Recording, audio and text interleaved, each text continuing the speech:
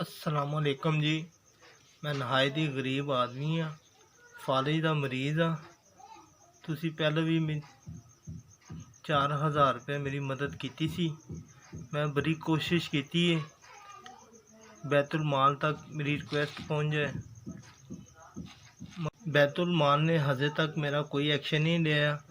असी है प्यो पुत्र गली के बाहर असी दुकान काम शुरू कर दईए सोफिया का। उनके वास्ते मैनू मटीरियल की जरूरत पैनी है।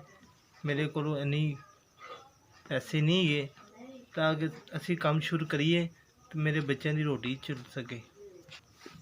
मैं चाहना वा कि मैनू सोफे पोशिश का मटीरियल लै दिता जाए जिन्हें मैं तो मेरा बेटा असी काम शुरू कर सकीए। मैं काम नहीं कर सकता मगर बच्चा मेरा नाल काम करेगा जिदे नाल साडा रोज़गार चल पेगा। मैं तुहानू दुआवां दवांगा। 500 रुपये रोज़ की मेरी दवाई है, 8000 रुपया घर का किराया है। मैं बड़ा परेशान हाँ। 400 रुपये दिहाड़ी है मेरे बच्चे की। बीवी मेरी किसी के घर कुकिंग करती है, उन्हें नहीं होने दिया। बड़े परेशान हाँ। मैं चाहना किसी रोज़गार से मैं लग जावा जिन्हें ना मेरे घर का सिस्टम चल पवे। 4000 रुपये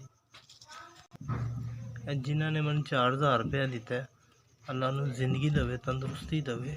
मैं पैसा 4000 का मैं थोड़ा मटीरियल लिया के पोशी के कम का लिया के रख लाँगा। जिस तरह मालिक मैनू होर अता करता जाएगा, मेरी मदद करता जाएगा, मैं होर लिया के काम शुरू कर लाँगा। अल्लाह तुहानू जिंदगी देवे, तंदुरुस्ती देवे, तुहाडे भैन भरावां दी खैर करे जिन्होंने मैनू 4000 रुपया दिता है।